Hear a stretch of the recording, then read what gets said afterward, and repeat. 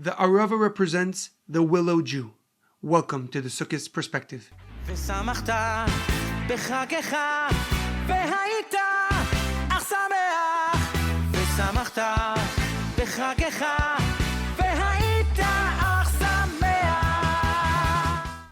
Sukkos Perspective is in honor of our homeland, Eretz Yisroel. May Kadosh Baruch Hu protect it. May God protect our brave soldiers, and may God return all the hostages from Gaza immediately.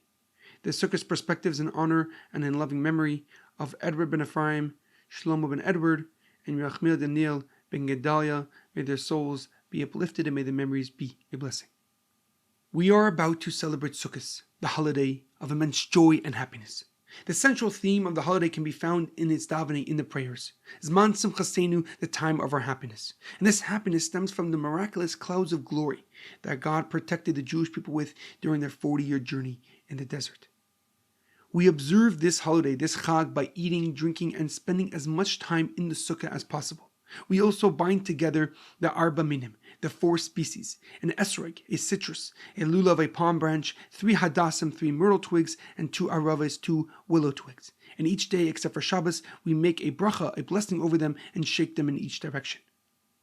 The Medrash in Vayikra Rabbah explains that each of the Arba Minim, the 4 species, represents the diverse type of personalities within the Jewish people. The esrog, which is both edible and fragrant, symbolizes the Jew that studies the Torah and fulfills its mitzvahs diligently. The lulav, with its accompanying dates, are edible but lack fragrance, represent a Jew who studies the Torah but does not fully observe its mitzvahs.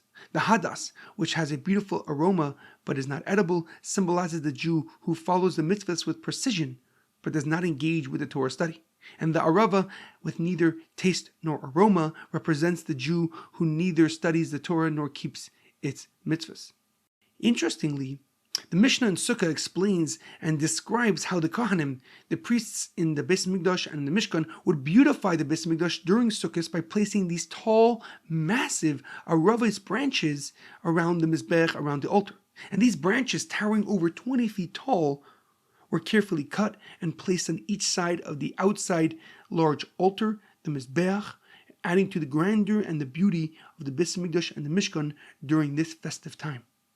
But why the arava? Why is the branch that has no fruit, nor fragrance, and seemingly lacks any remarkable qualities chosen to beautify the Mizbeach, to beautify the Beis Mikdash during Sukkot? Wouldn't it make more sense to use the hadas, which has a pleasant aroma, has a pleasant smell, and is naturally more beautiful?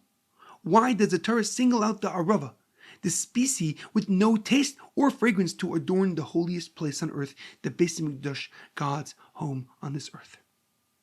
Furthermore, regarding the lulav, the esrog, and the hadas, the Rambam, Maimonides, Rav Moshe ben Maimon, in his Mishnah Torah, writes many detailed regulations about their origin, their size, and appearance.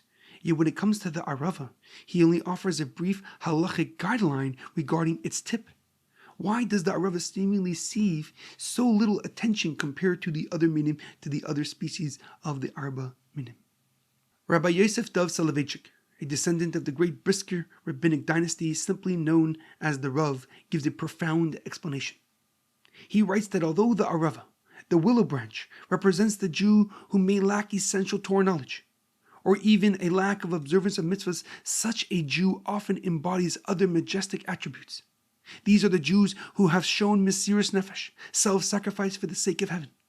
Throughout history, millions of Jews who have made the ultimate sacrifice, offering their lives to uphold the principles of our faith. The arava, leaning on the altar, represents the willow Jew, one who may not possess the spiritual fragrance of Torah or the fruit of good deeds, but who has surrendered their soul for the sake of God and for the sake of His holy name. As we come to the true anniversary of the October 7th massacre, we have witnessed how the willow Jew has shined brighter than ever. On that faithful day, Jews from across a spectrum of observance, religious and secular, learned and unlearned, let their inner soul glow so brightly. For the sake of each other, for the sake of God's holy name, for the sake of the holy soul within each one of them, they united in strength, courage, and sacrifice. In the face of tragedy, their essence was revealed, showing those who may even appear distant from the Torah or from mitzvahs, hold an inner holiness and a love for God that is immeasurable. The willow Jew is exemplified by Yehuda Bacher. May God avenge his soul. one of those who sanctified God's name with the ultimate sacrifice on October 7th at the Nova Festival. Just days before his tragic murder, Yehuda Bacher recorded a video of himself singing Elokai Neshama, the prayer we say each morning thanking God for returning our holy soul. Elokai Neshama shenasata bi, tahirahi, ata barasa, ata yitzarta, ata nafachta bi, v'ata mishmar b'kirbi. The soul which you have bestowed upon me is pure. You created it, you formed it, you breathed it into me, and you preserve it within me.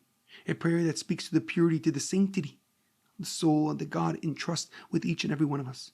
Yehuda Bacher and the countless of others like him are the Willow Jews who beautify the altar, who beautify the sanctuary, who beautify the Beis Mikdash, who beautify the house of God, not through visible Torah mitzvahs, but through their profound purity and the depth of their soul. The Willow Jew reminds us that what we perceive on the surface is often shallow and incomplete. Their true essence, though unseen by human eyes, is seen, is cherished by HaKadosh Baruch Hu, by God, and their sacrifice, their inner beauty, and their unbreakable connection to the Jewish people and to God is what makes them truly beloved, honored, and accepted forever.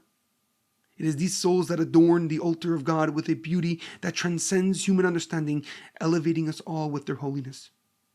The Lubavitcher Rebbe, known for his love for every single Jew, looking deeply within each person to see their soul, to see the unique diamond hidden within.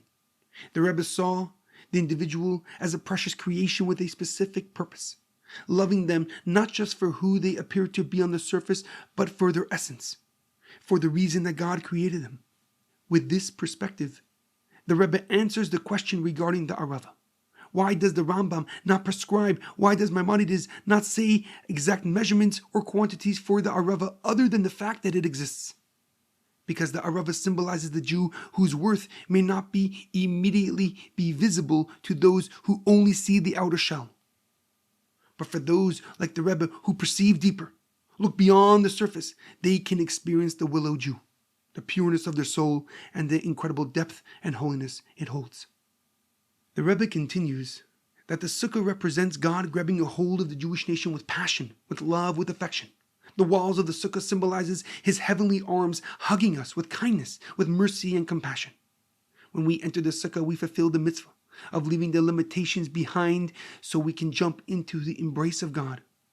As the Torah writes about the mitzvah of Sukkah,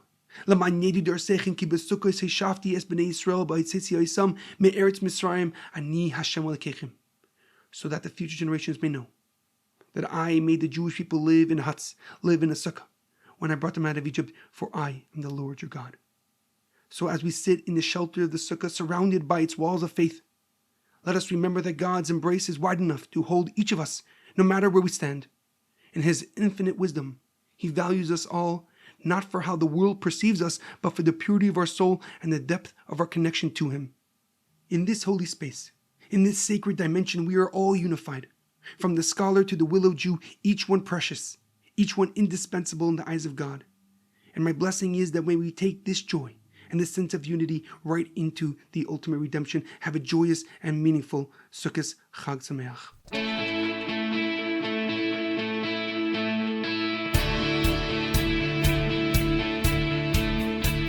Thank you for tuning in to the Parsha Perspective. Check out our website, theparshaperspective.com. Send thoughts and comments to theparshaperspective@gmail.com. Till next time, thanks for listening.